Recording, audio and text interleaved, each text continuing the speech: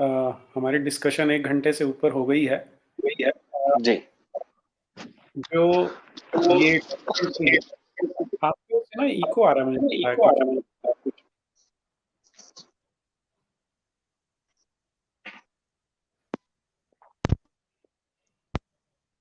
जी, अभी? हाँ जी।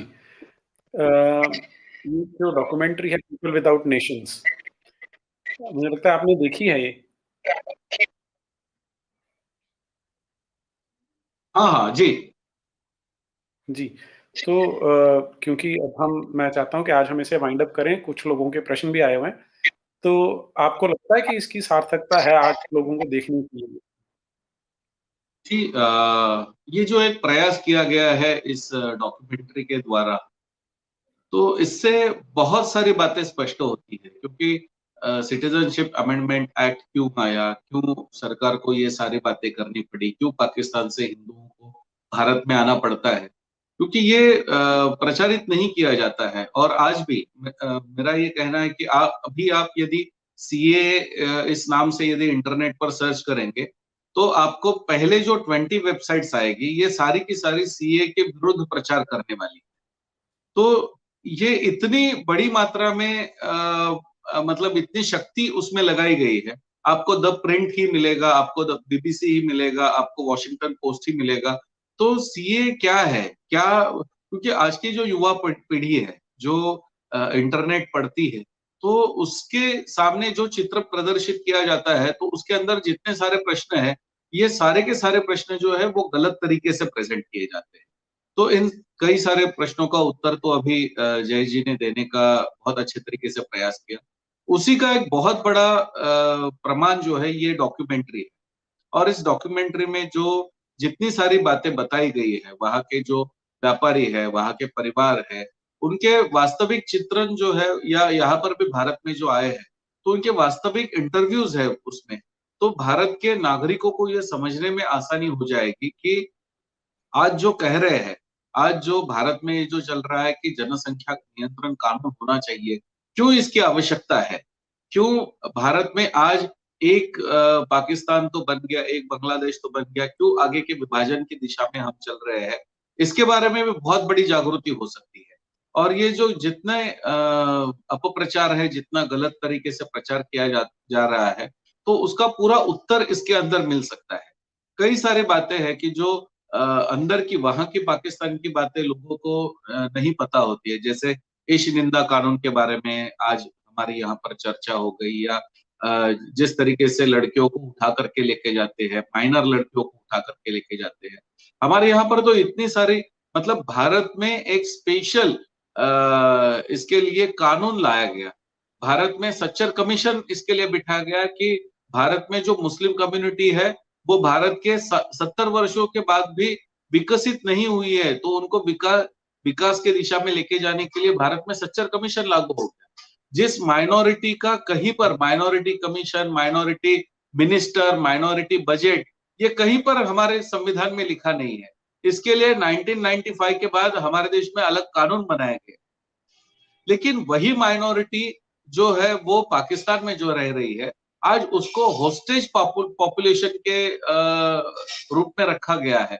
भारत में राम मंदिर यहाँ पर बनाने के लिए या जो आक्रमण वहां पर हुआ था, बाबरी तोड़ी गए, कितने मंदिर आज पाकिस्तान में तोड़े गए, कितने मंदिर बांग्लादेश में तोड़े गए, इसके बारे में कहीं पर भी चर्चा नहीं होती। तो ऐसी कई सारी सीए का कानून होने के बाद भी कितने सारे अत्याचार वहां पर हुए। तो ये बहुत सारी बातें हैं। आज वहां पर भारत में तो इनको मतलब शरिया एक्ट है, आपने शाहबानों के लिए संविधान में बदलाव कर दिया, लेकिन पाकिस्तान में मैरिजेस, हिंदुओं की शादियां ही सरकार के मतलब कार्यालय में वहां पर रजिस्टर नहीं होती है। तो सरकारी कार्यालय में वहां पर शादी यदि रजिस्टर नहीं होती है, तो उसकी जो बीवी होती है वो लीगल नहीं है। वो लीगल वहां पर उसको जो मतलब उसका हस्बैंड मरने के बाद जो उसकी प्रॉपर्टी मिलनी चाहिए, तो वो उसको कानूनन नहीं मिलती है। वहां पर हिंदू परिवार को अपने अंतिम जो संस्कार के अधिकार है, ये अंतिम संस्कार के अधिकार करने का भी वहां पर प्रावधान नहीं है। तो उनको भी वहां पर दफनाया जाता है। मतलब वहां पर हिंदू रीति से कोई भी चीज आप नहीं कर सकते हैं, तो यहाँ पर मानवता की कहाँ बात हम करेंगे। तो पाकिस्तान एक ऐसा प्रदेश वहां पर बन चुका है, और जिसके बारे में आज एक बहुत अच्छा कैंपेन भी चालू हुआ है कि पाकिस्तान में हिंदुओं को मात्र इसलिए रखा गया था क्योंकि ये होस्टेज पॉपुलेशन उनको चाहिए था। तो वही बात है। अब यहां पर से यदि ये हिंदू है, वो सरकार ने कुछ भी कानून तय किया या उस समय पे जो विभाजन हो गया, ये विभाजन की मांग करने वाले कौन थे? ये तो मुस्लिम लीग के लोग। ये विभाजन चाहने वाले, जो भारत में जो वोटिंग हुई थी, इस वोटिंग में क्या शिवाओं ने साथ नहीं दिया था? इसमें अहमदी लोगों ने साथ नहीं दिया था।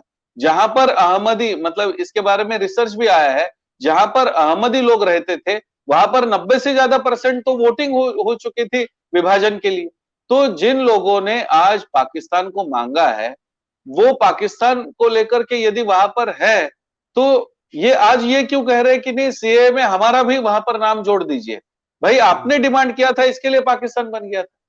तो आपको कहां से अधिकार मिलता है? और यहाँ पर सिर्फ वहां के माइनॉरिटीज के लिए, मेजोरिटी तो है ही, मेजोरिटी तो वहां पर कानून कर सकती है, मेजोरिटी तो वहां पर सरकार के पास मांग कर सकती है, मेजोरिटी वहां पर की सरकार गिरा सकती है, नई सरकार ला सकती है। माइनॉरिटी क्या कर सकती है? और इसलिए माइनॉरिटी को जो अधिकार मिलना चाहिए वो इस कानून के आधार पर मिल रहा है। और ये माइनॉरिटी को क्यों भारत ने अधिकार देना चाहिए, क्यों उसको यहाँ पर मतलब भारत एक ऐसा होना चाहिए जैसे इजराइल है, कि विश्व के किसी भी देश में यहूदी को अपनी कोई मातृभूमि लगती है तो वो इजराइल में जा सकता है। तो भारत में हिंदुओं को क्यों ऐसा नहीं अधिकार मिलना चाहिए? इसलिए हमारा ये मानना है कि इसको और व्यापक करना चाहिए हमें।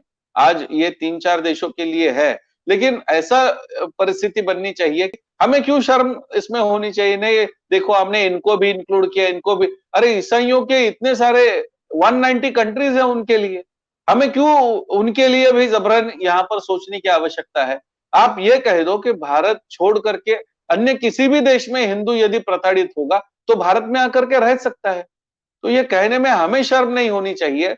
और ये पीपल विदाउट नेशन की जो डॉक्यूमेंट्री है, तो मैं ये अवश्य कहना चाहूंगा कि सभी ने देखनी चाहिए। जी, जी। रचित जी?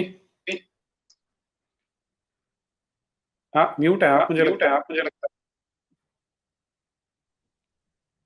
जी, जी, मैं बिल्कुल सहमत हूँ। और कहीं से इको आ रही है। हाँ, ठीक है। मैं ये बोल रहा था, मैं बिल्कुल सहमत हूँ। और डॉक्यूमेंट्री न केवल हमें जागरूक करने के लिए है, बल्कि एक तमाचा भी है उन लोगों के मुंह पर जो ये कहते हैं कि भारत में इन हिंदुओं का क्या स्थान है। बिल्कुल सही बात की इजराइल का जो दिया। हमें ये समझना होगा कि भारत है क्या। भारत क्या एक भूमि का भूभाग है? अगर ऐसा ही होता तो भारत जो आज से 100 साल पहले था, जो आज से 500 साल पहले था, 1000 साल पहले था, वो तो है ही नहीं। तो इसलिए भारत हिंदुओं का एक रहने का स्थान है।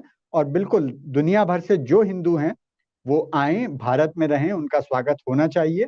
हमारा ऐसा एक प्रावधान होना चाहिए कि जो भी हिंदू हैं, न केवल परसिक्यूटेड, मैं ये भी कहूंगा कि ऐसा नहीं कि जो परसिक्यूटेड माइनॉरिटीज की तरह हैं वो भी रहना चाहें, बल्कि जो सांस्कृतिक रूप से भारत से जुड़े हुए हैं और अपनी संस्कृति का संवर्धन करना चाहते हैं, बचाना चाहते हैं, उनका भारत में स्वागत होना चाहिए। भारत को हिंदुओं की हिंदू राष्ट्र भी बनाने के लिए हम काम करेंगे आगे, और हमें करना है उसके लिए। लेकिन आज के समय में कम से कम एक हिंदुओं की भूमि तो हो, हिंदुओं का घर तो हो पूरी दुनिया में। और इसी तरफ ये डॉक्यूमेंट्री हमें लेकर जाती है। तो हमें जो हमारी विचारधारा वाले लोग हैं उन्हें भी देखना चाहिए, और जो हमारी विचारधारा के विपरीत लोग हैं उनको भी ये चीज शेयर करनी चाहिए, ताकि उन्हें भी सत्य का पता चल सके, यथार्थ और कहानी में डिफरेंस पता लगे।